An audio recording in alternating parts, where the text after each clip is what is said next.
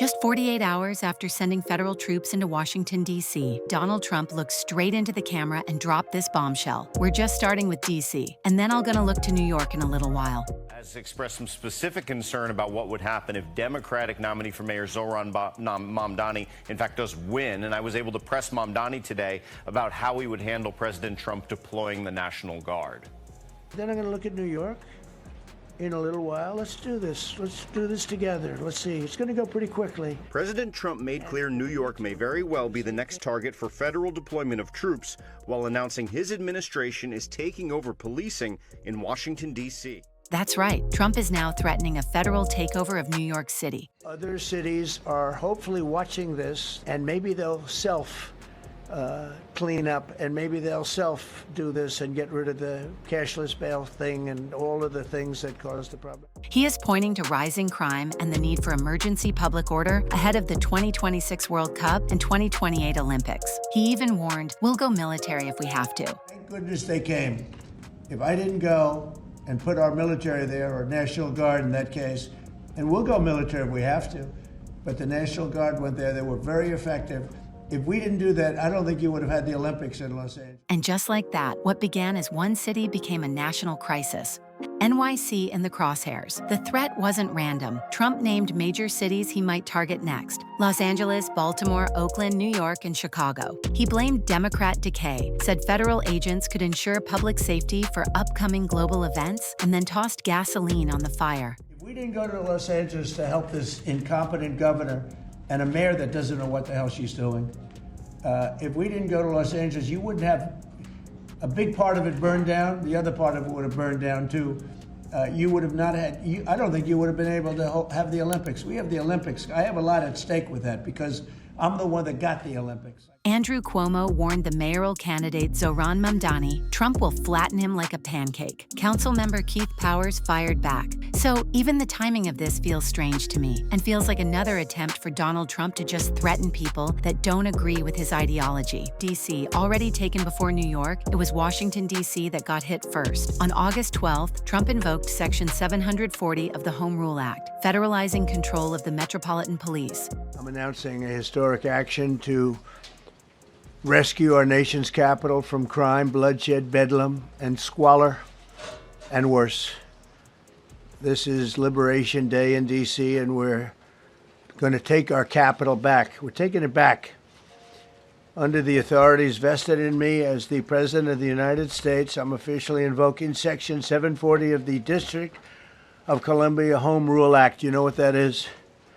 And placing the D.C. Metropolitan Police Department under direct federal control, and you'll be meeting the people that will be directly involved with that.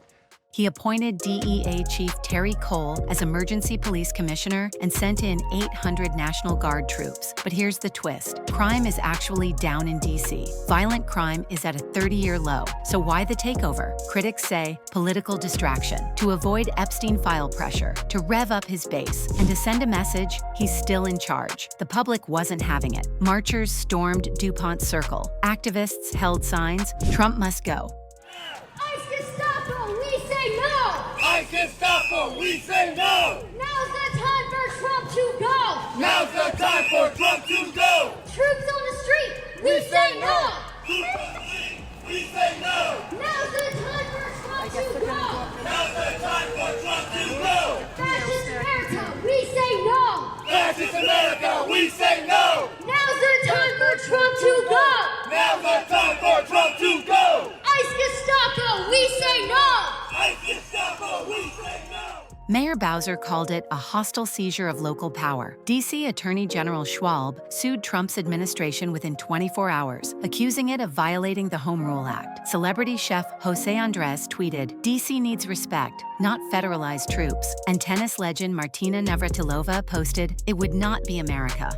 Grok AI flips the script. While boots were on the ground in DC, the internet was doing its own rebellion. Elon Musk's AI chatbot Grok was asked, "Who is the most notorious criminal in DC?" The response? Based on 34 New York felony convictions for falsifying business records, the most notorious criminal in DC is President Donald Trump. Social media exploded. Protesters printed Grok's quote onto signs. Trump's campaign called it AI bias warfare. Musk's team deleted the post, but too late. The screenshots had already gone viral. Here's the wild part. Grok also noted that DC crime is falling. 26% decline YTD, 30-year low.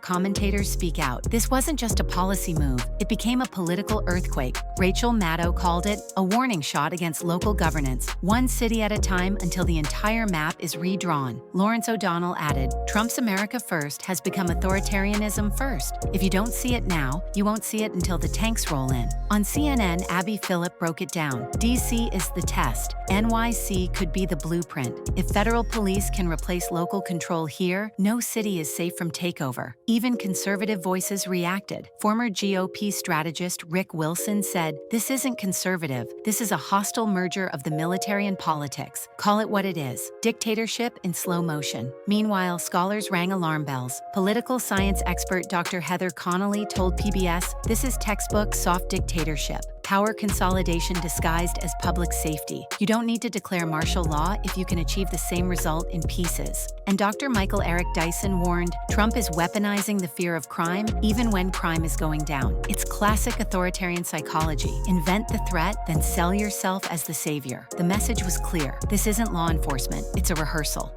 Final reflection. This isn't just about Washington, D.C., and it's not just about a chatbot. This is about power. Who has it? Who controls it? And how far someone is willing to go to keep it. Trump already took D.C. Now New York is in his sights. Los Angeles, Baltimore, Oakland, all named. And if history tells us anything, once power grabs more power, it never gives it back. Grok AI's viral answer, calling Trump the most notorious criminal in D.C., wasn't just a glitch. It was a reflection of something millions already feel, that the real danger isn't on the streets, it's at the podium. So here's the choice. Do we watch this play out like reality TV? Or do we understand this is reality? If this makes you pause, good. If it makes you angry, better. Because history doesn't remember the people who stayed silent. It remembers those who marched, those who spoke, those who voted, and those who refused to hand the mic to a power grab.